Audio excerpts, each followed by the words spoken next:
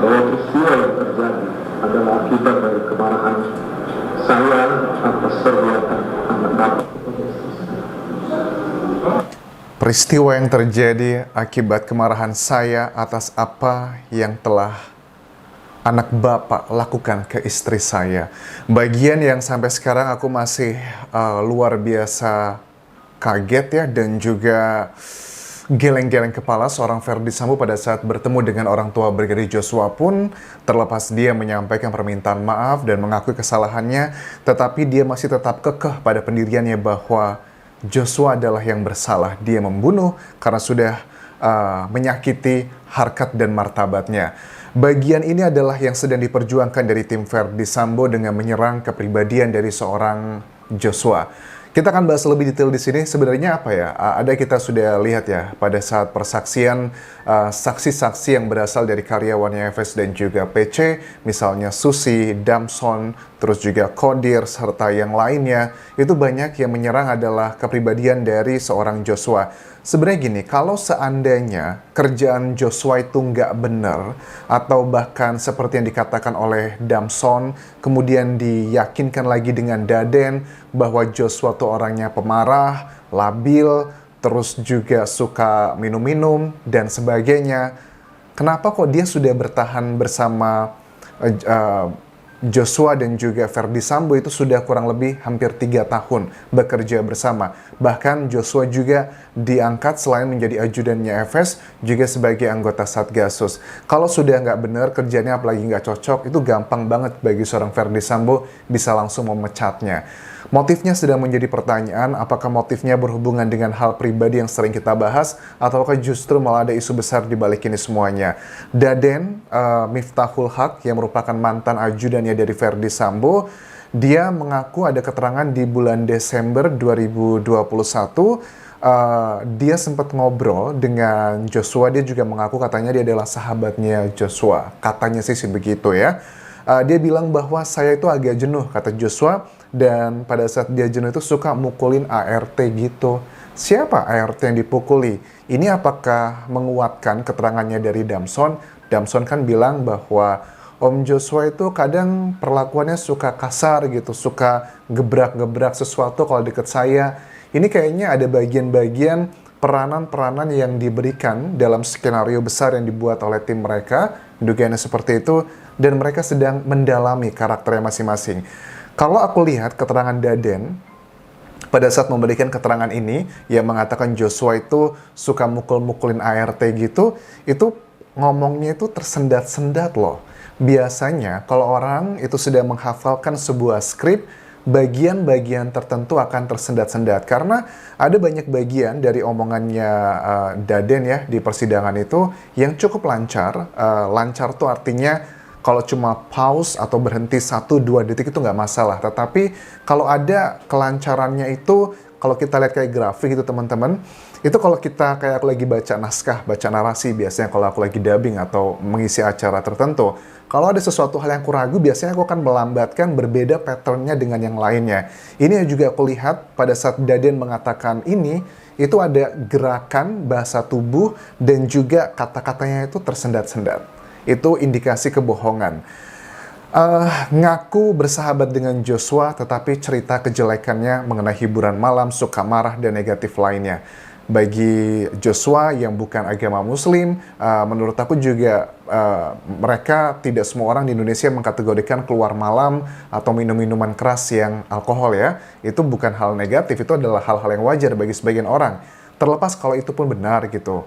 Itu juga tidak menjamin dia akan mampu melakukan peristiwa yang ada di Magelang tersebut. Karena kan tujuannya tim Sambo berusaha membunuh karakter Joshua ini agar meyakinkan Yang Mulia Hakim, Joshua itu nggak baik-baik amat loh sebagai orang. Makanya dia itu punya possibility yang tinggi melakukan hal seperti itu ke Putri Chandrawati di Magelang.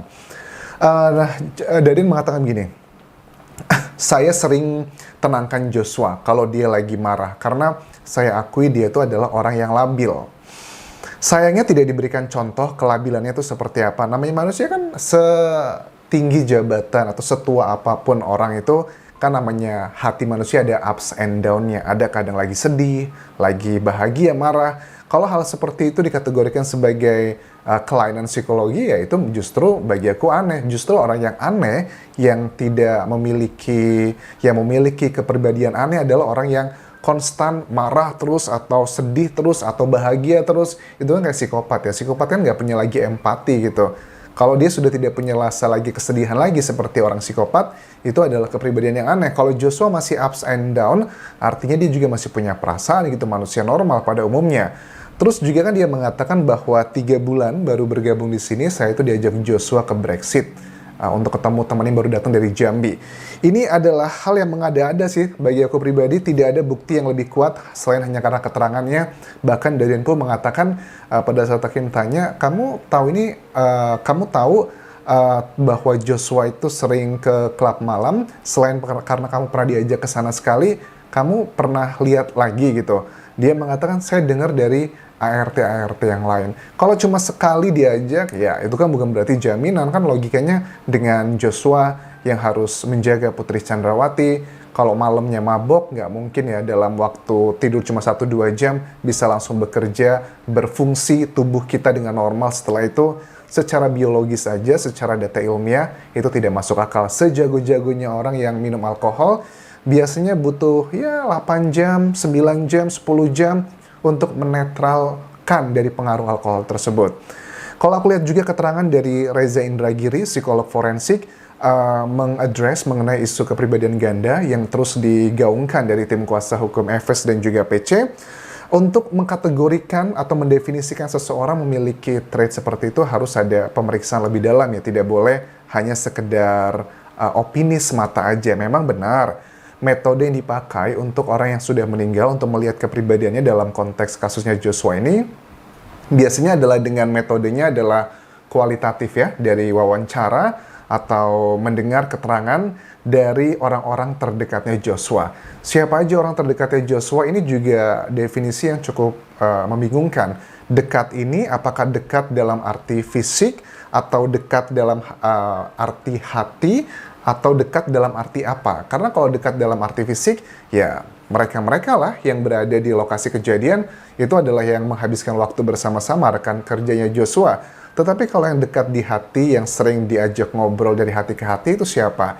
Kalau aku lihat dari perkembangan kasus ini, orang yang dekat di sini yang lebih relevan adalah orang yang dekat dengan hatinya Joshua. Karena logikanya gini, walaupun Joshua dekat secara fisik dengan Damson, dengan Susi atau yang lainnya, bahkan dengan Daden, kan tidak semua hal disampaikan ke mereka, ada batasan-batasan tertentu karena konteksnya adalah rekan kerja. Tetapi karena dia dekat dengan Reza, adiknya, yang juga dekat juga secara fisik, kemudian dengan pacarnya, ibunya, yang kita ketahui hampir tiap hari mereka selalu berkomunikasi, menurut aku yang harus lebih diambil testimoninya adalah orang-orang tersebut.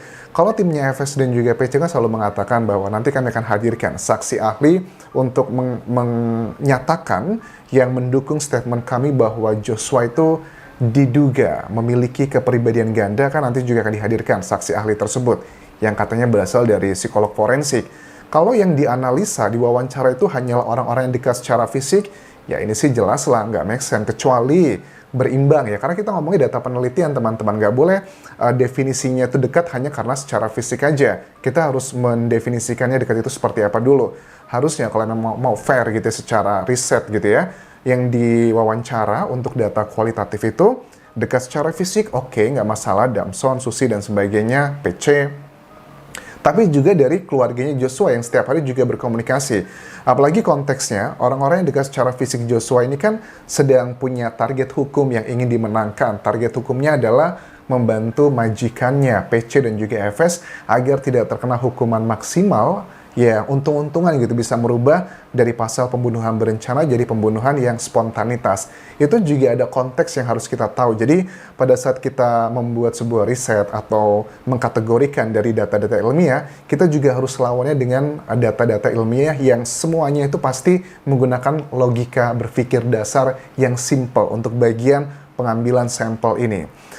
Tujuannya agar meyakinkan hakim bahwa Joshua itu nggak baik-baik amat. Tetapi kan akurasi dari data-data kualitatif tadi, orang-orang yang akan diwawancara itu kan apakah akurat begitu. Mereka aja kita lihat dari persidangan, banyak tuh kata-kata yang sudah terbongkar oleh hakim di persidangan pertama dengan terdakwa ini mengatakan A, di persidangan kedua dengan terdakwa itu mengatakan B.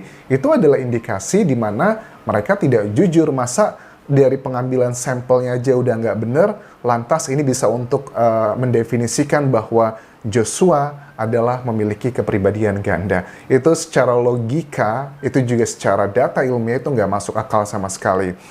Akan ada ahli yang dihadirkan tim FS dan juga PC, itu sudah adalah kepastian, tetapi dari jaksa penuntut umum juga harus menghadirkan saksi ahli juga ya, untuk membantah mengenai hal-hal tersebut ya. Ada perdebatan lah, kalau ngomongin data ilmiah, harus dibantah dengan data ilmiah. Terus, mengenai Susi ya, Susi ini kan salah satu saksi yang dinilai hakim juga sudah dikatakan di persidangan tidak kredibel, selain juga ada Qodir.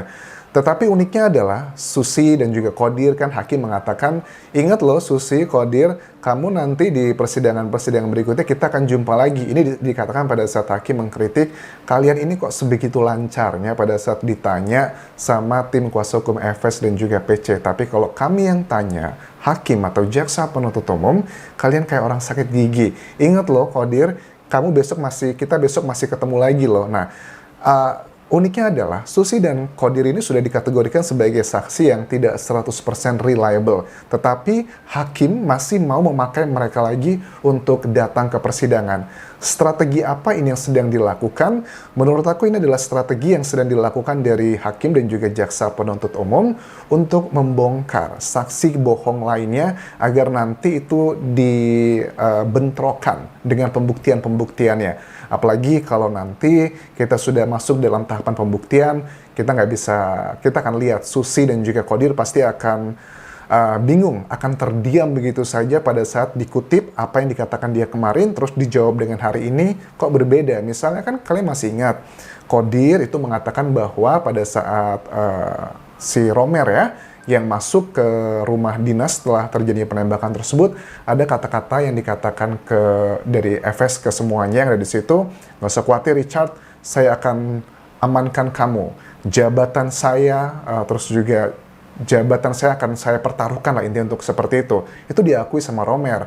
Dan di situ ada beberapa orang termasuk Romer dan juga Qodir. Tapi Qodir pada saat ditanya di sisi yang lainnya, persidangan lainnya oleh hakim, dia mengatakan, iya memang ada Romer, tetapi saya nggak dengar apa yang dikatakan Verdi Sambo. Itu jelas salah satu contoh dan masih banyak lagi di video-video sebelumnya aku bandingkan kutipan-kutipan sebelum dan sesudahnya.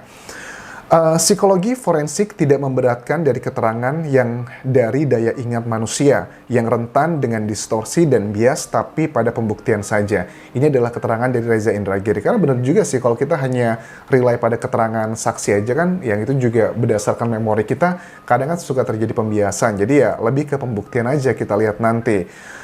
Hakim, aku yakin sama seperti Reza Indragiri menyatakan bahwa ini akan dijadikan sebagai salah satu alat senjata untuk meruntuhkan kebohongan-kebohongan saksi lainnya. Kita lihat nanti ya, ini kayak perdebatan kata-kata, permainan logika, dan juga hal-hal yang kayak ini adalah industri hukum sih ya. Kalau kita menyatakan A, harus disupport dengan A, B, C, dan D. Tetapi itu memang ada kelemahan ya, namanya juga buatan manusia.